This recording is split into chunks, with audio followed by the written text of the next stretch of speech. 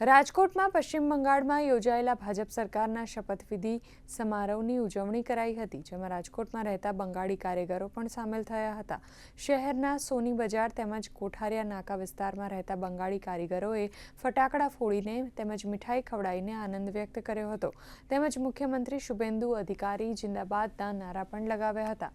આ ઉજવણીમાં ભાજપના ધારાસભ્ય રમેશ ટીલાળા પણ ઉપસ્થિત રહ્યા હતા।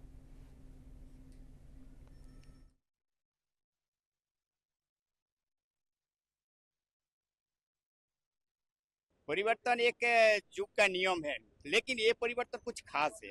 आज ऐतिहासिक दिन है, जो बंगाल में जो प्रगति होना चाहिए, जो भयमुक्त एक समाज होना चाहिए, एक रामराज्य होना चाहिए, ये आज संभव हो रहा है। बहुत खुशी है। हमारा जो है वो जो शुभेंदु अधिकारी जी महाशय है, वो हमारा गांव का है, पूर्व मेदिनीपुर का। हम भी पूर्व मेदिनीपुर का है।